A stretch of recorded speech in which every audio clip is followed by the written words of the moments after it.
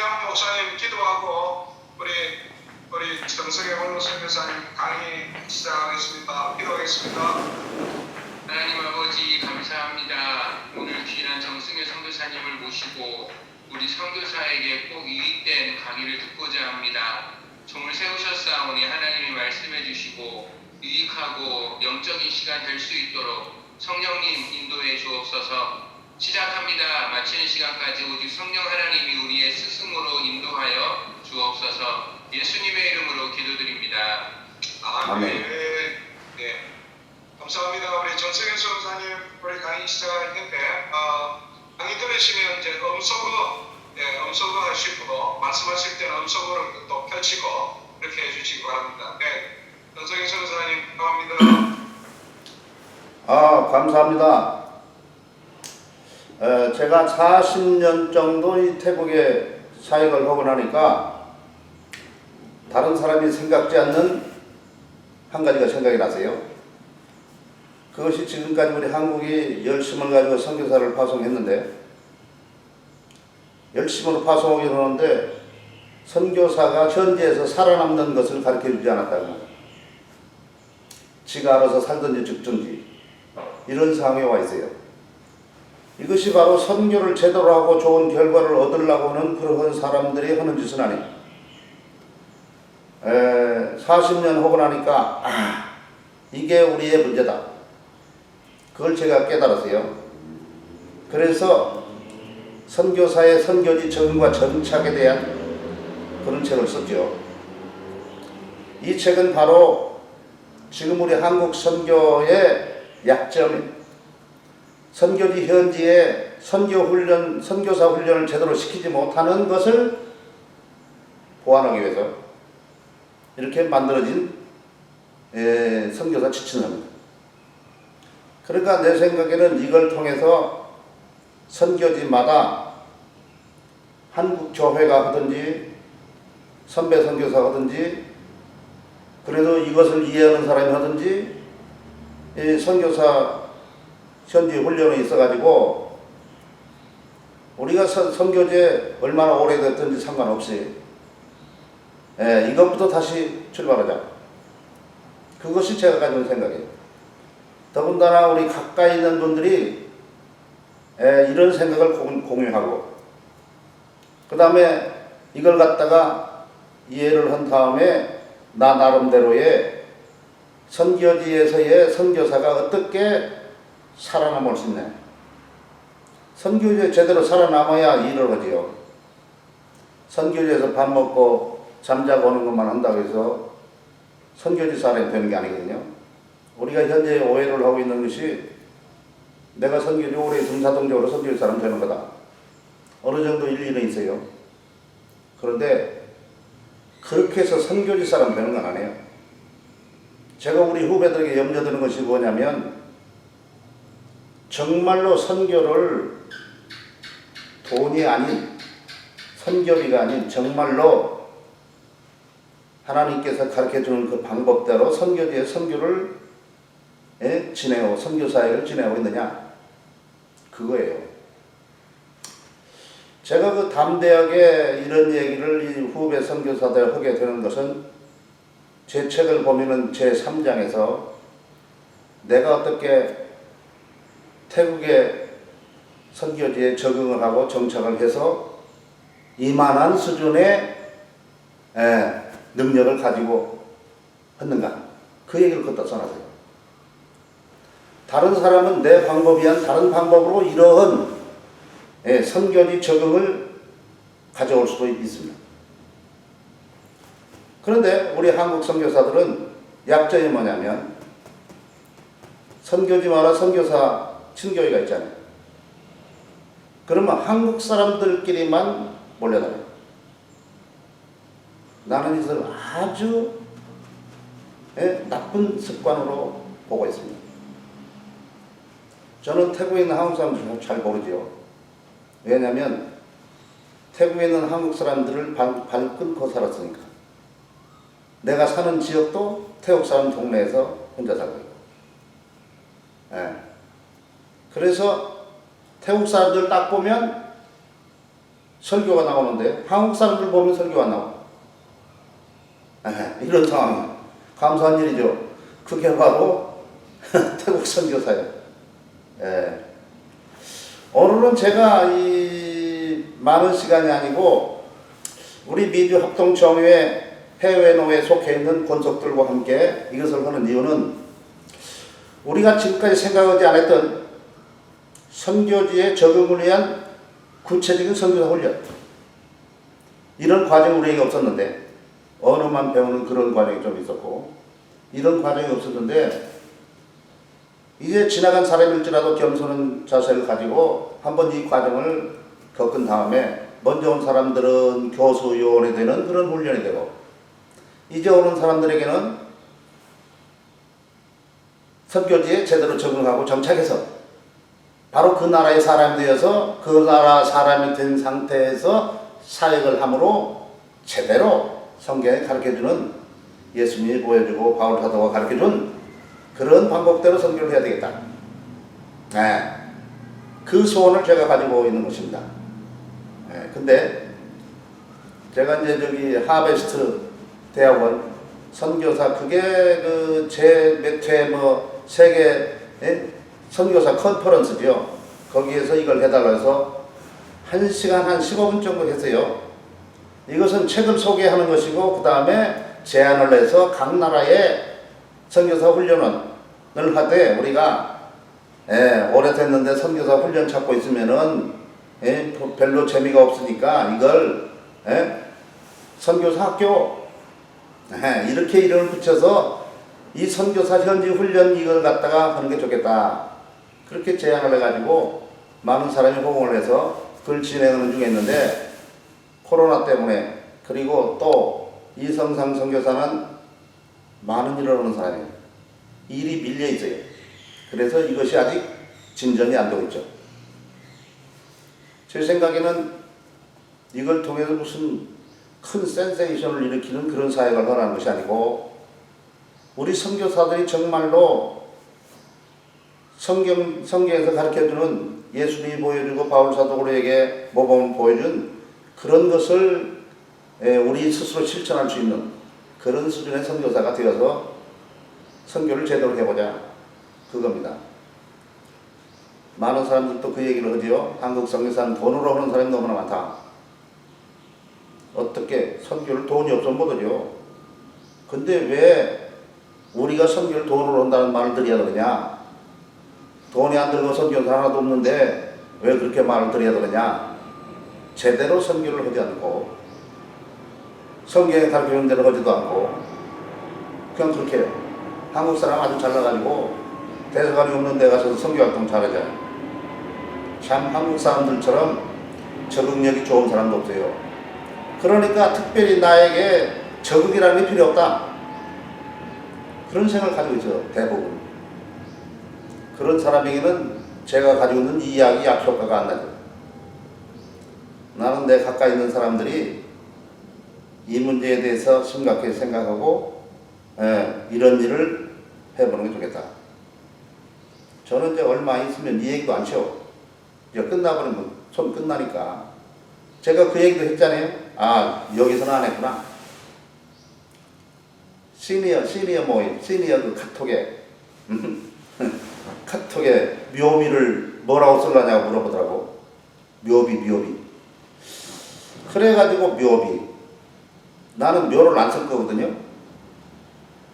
가능하면 장례식도 필요 없다.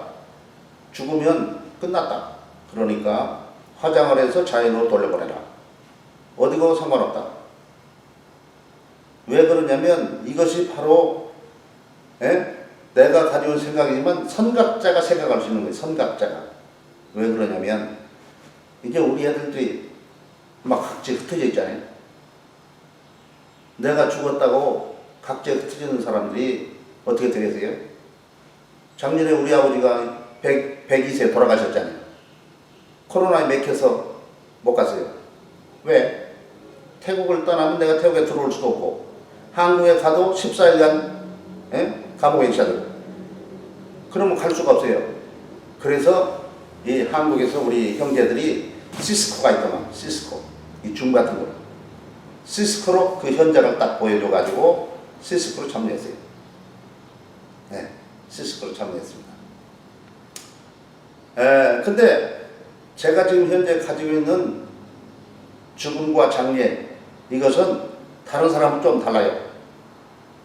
자유주의도 아닌데 나는 한국교회가 너무나 이 공자의 도에 얽매여 있는 교회다, 그렇게 보는 사람이에요.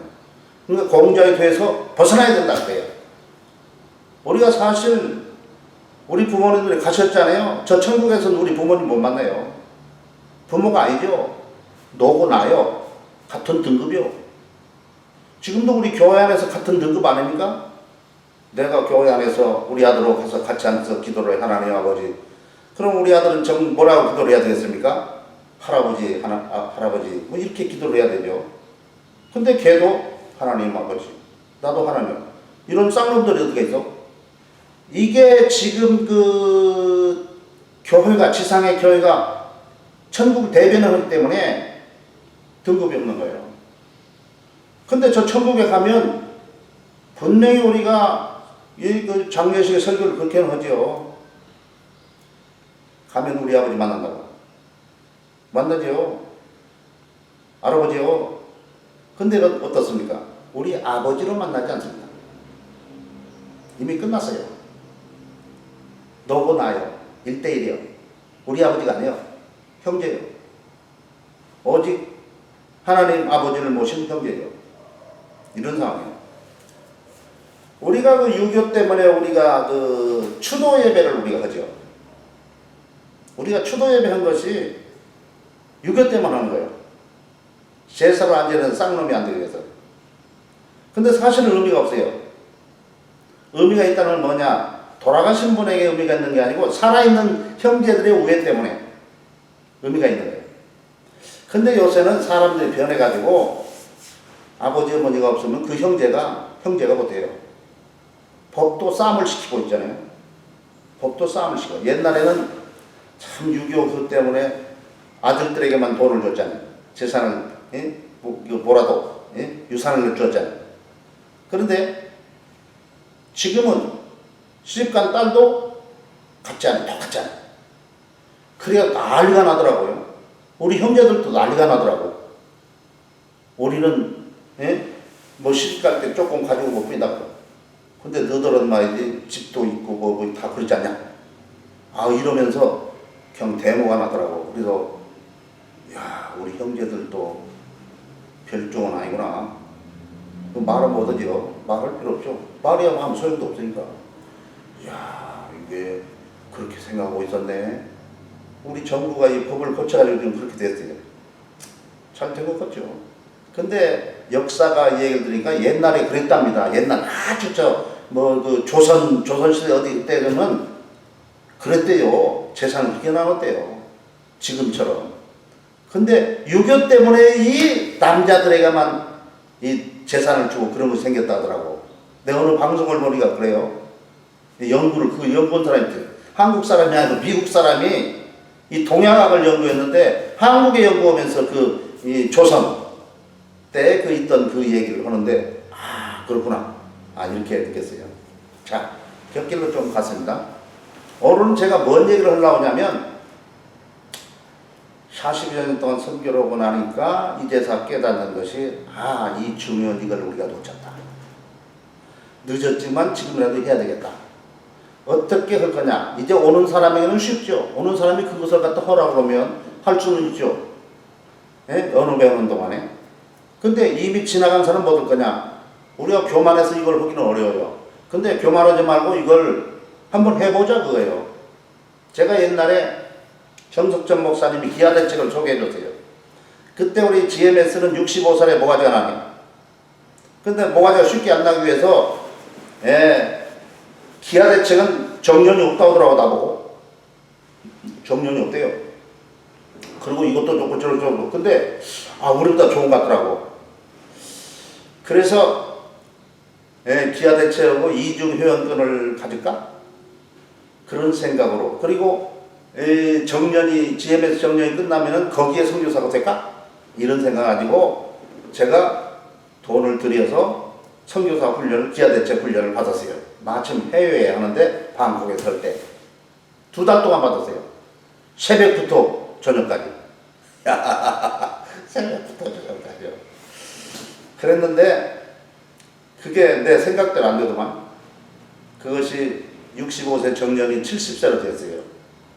근데 훈련을 받고 가면 유효기간이 있더라고. 그래가지고 그쪽으로 이중효연권 갖는 것도 불편이 안 됐고, 그 다음에 나중에는 그 훈련받은 유효기간에서 유효기간 지나서 그 선교가 될 수도 없고, 그래서 그렇게 가지 않고 GMS를 끝나고 말았죠.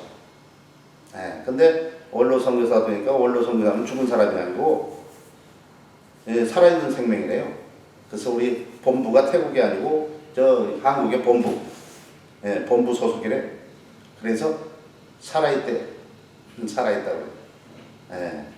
그래서 지금 하고 있는데, 나는 우리 그 후배들에게 너무나 선교일에 바삐 지나가면서 이런 생각을 하지 말고, 아직도 내가 여러분들을 보니까 태국이면 태국 선교사로서의 태국 사람이 안 돼 있다고.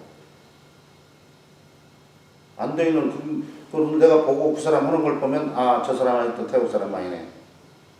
태국에서 일을 잘하고 있어도 태국 사람은 아니에요.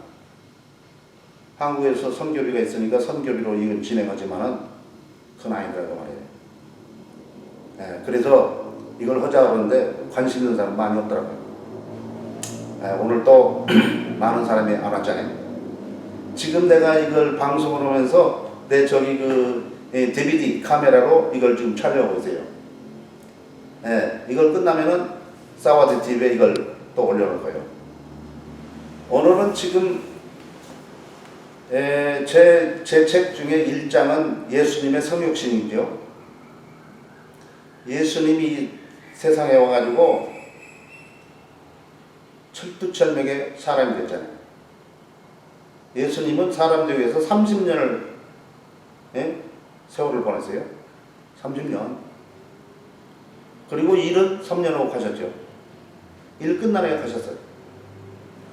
예수님의 그것을 살펴보면은 선교사가 우리나라가 아닌 다른 나라에 가가지고 어떻게 그 나라 사람이 돼서 그 나라 사람을 위해서 구속 활동을, 전도, 선교 사역을 감당해 줄 거냐. 그걸 발견해서 1장으로 썼어요. 예수님 모범이에요. 그러니까 우리도 예수님이 성육신 한 것처럼 우리도 선교지에서 성육신하는 그런 모습을 가져야 제대로 선교사가 된다. 그렇지 않으면 죽어도 그 선교지의 선교사는 아니다. 선교 열매가 많아도 아니다. 그것이 제가 가지고 있는 지론이에요. 두 번째는 우리가 아는 것처럼 2장에서는 저기를 썼잖아요. 바울 사도 얘기. 바울 사도는 우리 모든 선교사들의 모델이죠. 바울 사도도 하기가 힘들어요. 힘들어.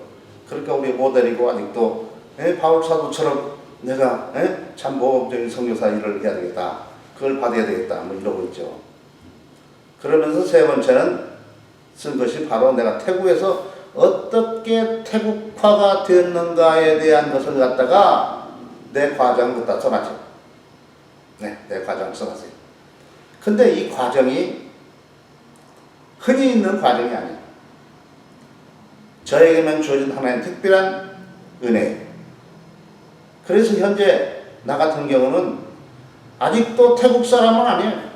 그러나 상당한 태국 사람의 모습을 가지고 태국 사람의 그 창자를 딱 쳐다보면서 태국의 일을 하니까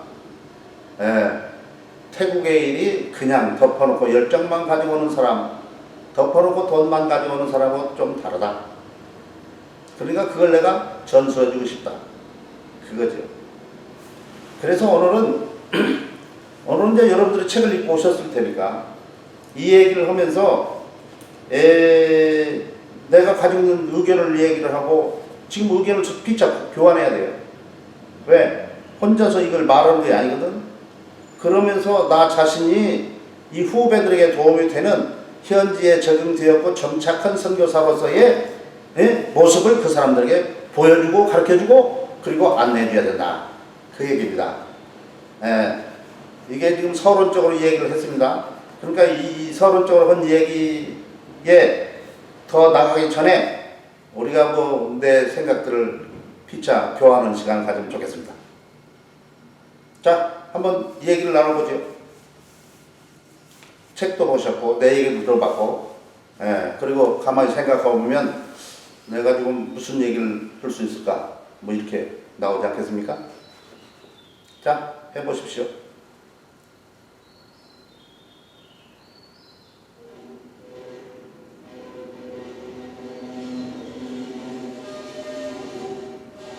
유부모님?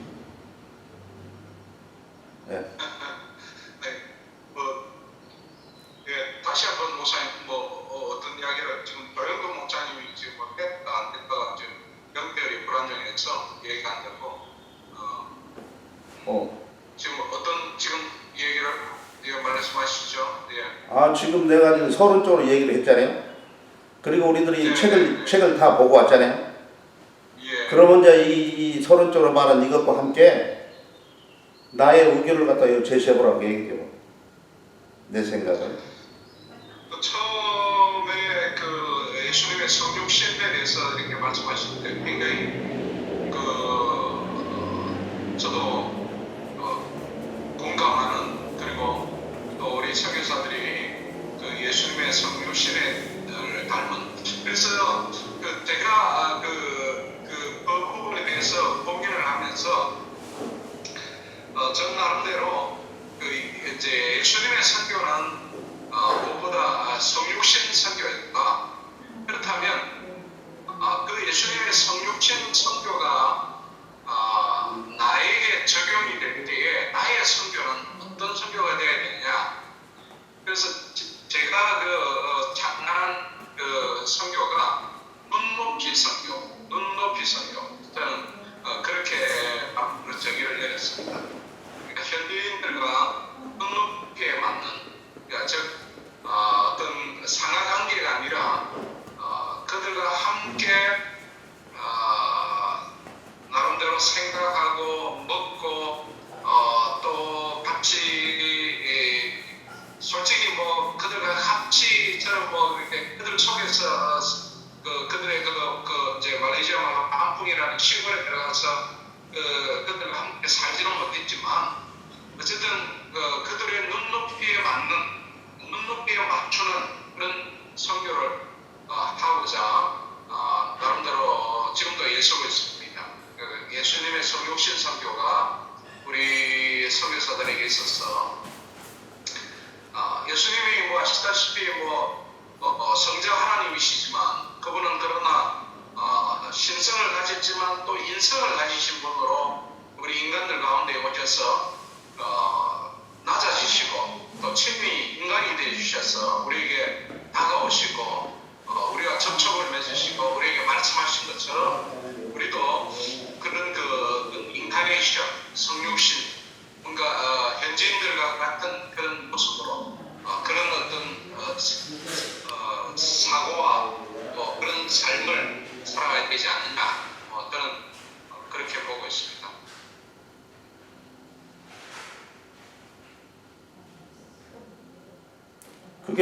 그게 바로 현지인처럼 되는 거예요. 지금 예수의 성육신에 대해서 말한 것은 내가 태국 사람 되는 것을 말하는 거지 사역은 아직 말 안 했어요. 사역이 아니고 내가 태국화가 되기 전엔 사역 못 한다. 그렇게 말한 겁니다, 지금. 제가 가지고 있는 것은. 그러니까 목사님은 그걸 눈높이라고 했어요. 근데 이 태국 사람 되는 건 눈높이보다 더 깊이 들어간 거예요. 내가 태국화 되지 않는 한 절대 태국 사람을 도와줄 수 없다. 그렇죠? 내가 개미를 도와주려면 개미가 돼야 되죠. 근데 개미가 되면 내가 도와줄 수 없잖아요. 그러니까 사람은 안 된다는 거예요. 그러니까 죄를 구원하기 위해서는 예수님께서 하나님이어야 우리를 구원할 수 있으니까 하나님이 오실 수밖에 없었고, 그러면 하나님으로 우리가 나타났다 그러면은 우리가 놀래서 하나님과의 그 예수님과 관계가 성립이 안 되죠. 왜? 다른 존재니까. 그러니까 철두철미의 사람이에요. 완전한 사람. 그래서 우리를 도와준 거죠. 그러니까 우리가 여기서 말하는 것은 바로 태국 선교사면 태국 사람이 되어야만 한다. 어느 정도 돼야 되느냐? 그건 나중에 말할 일이지만은 태국 사람 자체도 모두 다 태국 사람이라고 말할 수도 없죠. 그러니까 어느 정도 그 사람들과 같이 호흡하며 맞춰 나갈 수 있는 그 수준까지 태국화가 되어야 되는 거죠. 그것을 갖다가 어떤 선교사들은 장 목사님 조금 말했지만은 그 속에 들어가서 같이 살아. 나는 그건 반대하는 사람이에요. 왜? 그 속에 들어가서 같이 살면 버려버려요. 이게 선교사 사이가 어쩔 수가 없습니다. 내가 구제 사업하는 건 아니면은 그것이 안 된다고 말이에요. 나를 지켜야 되니까. 나의 정체성을 지켜야 되니까. 예수님께서 여기 오셔서 철두철미하게 사람이 됐지만은 하나님이시라는 신적 그 정체성은 잃어버리지 않았어요. 그 잊어버렸으면 예수님께서 이 사이가 못해요. 우리는 한국 선교사, 앞으로 나와요, 앞으로. 한국 사람이고 한국 선교사라는 것 때문에 이 태국이면 태국 선교사가 된 겁니다. 이것을 잊어버리면 선교에서 아주 머흐비한 사람이 됩니다. 근데 나는 후배들에게 염려하는 것이 우리의 합동 측 선교사이면서 총실을 나갔음에도 불구하고 여기 와서 하는 짓거리는 저 사람이 총실을 나온 사람일까 의심하는 그거예요. 저는 태국에서 세례를 줄 때에 침례를 주어본 꼭 한 번 있는데 침례를 주지 않아요. 침례를 달라고 하는 사람, 산족들은 침례를 달라고 하는데 왜냐면 침례 교단이 그 산족들, 우리 주변에 있는 산족들에게 전도를 해서 그 영향을 입고 있어요. 그래서 침례예요. 근데 태국의 장로교 계열이 CCT총회는 침례가 아니고 세례거든. 그런데도 불구하고 우리 합동측 선교사마저도 여기서 침례를 줘 그래요. 나는 그걸 보면서 저런 정신없는 친구가 있는가? 침례를 안 주면 죽인다고 말을 안 하거든요. 자진해서 침례를 주는 거예요. 우리 침례 줄 수 있어요. 내가 꼭 한번 침례를 준 것은 파타에서 수련을 하는데 그때 준비된 친구 두 사람인가 몇 사람에게 침례를 주는데 파타야 바닷가니까 그 데려와서 그 바다에서 하니까 침례가 됐는데 침례 주는 스타일도 세례 주는 스타일로 침례를 줬어요. 몰수에다 집어넣긴 했지만 그렇게 했어요. 내가 가지고 있는 것은 우리의 신앙과 신학을 잘 지켜야 된다. 그거예요. 예수님께서 그 하나님 그것을 지키지 못했으면 이 세상 와서 구원 사역을 못했어요. 그것처럼 우리 선교사가 선교사의 정체성, 그 신앙, 한국 교회에서 파송받은 그것을 잊어버리면 이건 맨땡땡이 된다. 그 얘기예요. 이것은 내가 현지화되면서 내 본전을 잘 지켜야 된다는 그 분야가 따로 있어요. 그때 말하는 건데 예수님의 이것과 함께 그걸 갖다 좀 얘기하고 지내가는 거죠. 자, 다른 분들도 말씀해 보세요.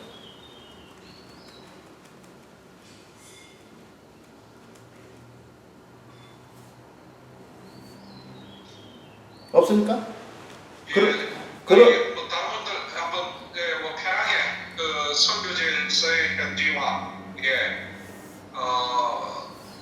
참 방금 말씀하셨는데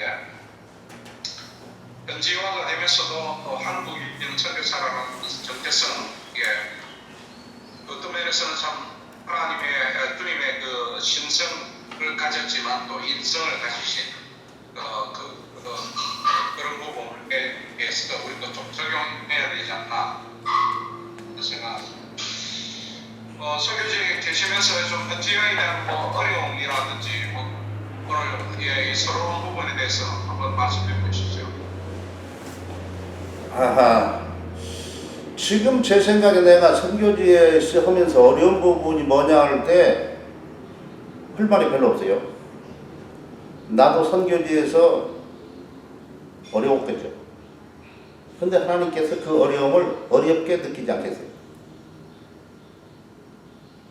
내가 우리 선배한테 당한 일이 있어가지고 우리 가훈을 사람을 삼가라. 하나님 말씀에 그거 있죠? 네. 그래서 우리 가훈을 사람을 삼가라. 그렇게 한 일이 있어요. 내가 선배에게 아주 참 저기를 당한 일이 있어가지고, 예. 그때 내가 열심히 부른 찬송이 내일 일은 난 몰라요. 예. 그걸 불렀어요. 그걸 아주 좋아했어요. 내일 일은 난 몰라요. 하루하루 살아요. 예. 그거 불렀어요. 그래서 그 노래를 내 주변에 있는 사람들이 다 알아요. 네. 내가 마지막에 이제 우리 할렐루야 교회를 하던 친구가 할렐루야 교회를 말아먹었잖아요. 모든 선교 40년의 선교가 무너져 버리더라고. 근데 내가 태국을 떠날 때는 빈손 들고 공항을 가겠다 그랬어요. 그 말이 성취되고 있는 거예요. 빈손 들고. 그러면 잘 됐으면 가가지고 헛소리 할 거 아니야 내가도. 뭐라고. 근데 기반이 없어요. 그래서 할 말이 없잖아요. 할 말이 없어요. 장 목사님도 우리 저기 할렐루야 저기 그 목사를 봤죠? 네네네. 그때 목사님 집 앞에 살았잖아요. 예. 그때도 그 친구 헛소리를 했잖아요. 자기 논문에 대해서 발표를 하고 헛소리 했어요. 뭐라고? 정서에 있으면 봉급이 자꾸 줄어듭니다. 내가 봉급 안 줬는데 내가 봉급 준 일이 없어요. 왜? 나는 처음부터 봉급을 주지 않았어요. 왜? 내 종이 아니니까. 교회를 개척할 때 너도 교회 개척하고 나도 교회 개척하니까 너도 투자하고 나도 투자하는 거다. 그럼 너는 얼마 투자할래? 그리고 교회가 돈은 선교사가 너 봉급을 주는 게 아니고 교회가 돈을 주는 거다. 그러니까 교회에서 너 봉급 얼마 주는 것을 작정을 하고 교회가 얼마 준다는 것을 결정을 하고 나머지 부족한 걸 나한테 말해라. 그러면 내가 교회에 헌금을 해주겠다. 내가 너에게 돈 안 줘. 너구나 관계없어. 그래서 내가 태국 선교에 살아남았습니다. 돈이 별로 없는 내가 태국 선교에 살아남은 그 원인이 그거예요. 왜? 나는 너들 돈 주는 사람이 아니다. 너는 하나님께서 너 교회를 통해 준다. 그리고 배불리 먹어라. 교회가 부흥 오면 한국에서 한 것이 그거 아니에요? 교회가 부흥 오면 자동적으로 배불리 먹죠. 배불리 안 먹으려면 먹을 수밖에 없잖아요. 그래라 그런 거예요. 그러니까 제일 처음에는 우리가 그걸 지원해주면 나중에 교회가 능력이 생기면 우리가 뒤로 빠지잖아요. 그러면 헌금을 안 해주잖아요. 지금 그 얘기를 말하는데 이 사람들은 태국 사람들 얻어먹는 일이 잘 돼 있기 때문에 정서에 있으면 배고파진다. 같이 오래 가면 갈수록 배고파진다.